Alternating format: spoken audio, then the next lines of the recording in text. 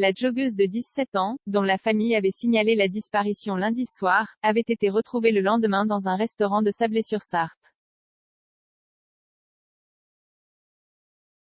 Elle avait expliqué aux enquêteurs avoir été enlevée par 2 ravisseurs dans la forêt de Bellebranche.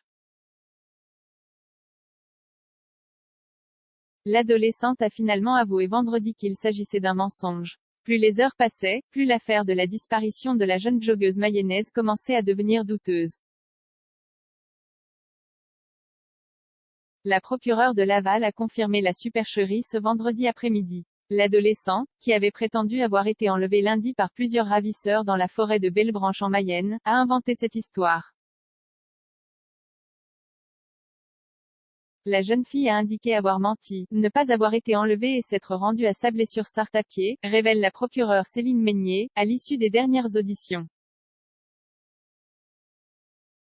Selon elle, les blessures sont d'origine accidentelle, poursuit la procureure de Laval. Elle aurait notamment découpé son t-shirt avec une paire de ciseaux. Elle a ajouté être désolée d'avoir causé une mobilisation importante.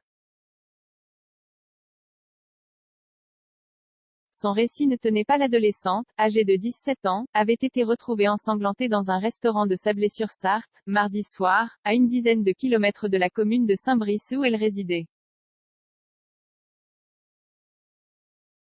Sa première version faisait le récit d'un enlèvement par 2 jeunes hommes la frappant et l'emportant dans une camionnette verte dans une maison d'où elle serait parvenue à s'enfuir en frappant l'un d'eux resté seul, explique Céline Meignier. Une version qui, une fois les multiples vérifications effectuées, semblait ne pas tenir réellement la route. La joggeuse a donc été réentendue ce vendredi par les enquêteurs de la gendarmerie, en présence d'un spécialiste du renseignement criminel et d'une victimologue. Et elle a fini par avouer la vérité. Elle sera poursuivie actuellement, prise en charge par ses parents qui ont été informés de ses déclarations. La jeune fille fera l'objet d'une procédure pour dénonciation d'infraction imaginaire, fait savoir le parquet de Laval. Qu'est-ce qui a pu l'inciter à se lancer dans un tel mensonge? Où était-elle le temps des recherches? Ces questions restent, pour l'instant, sans réponse. L'enquête nécessitera de réunir les éléments relatifs à sa personnalité, susceptibles d'éclairer les raisons de son comportement pour l'heure inexpliqué, répond la procureure.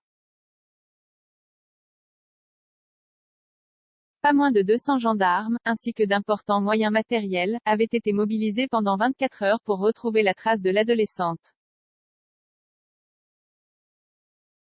Sa disparition avait été signalée par son père. Une enquête pour enlèvement et séquestration avait été ouverte.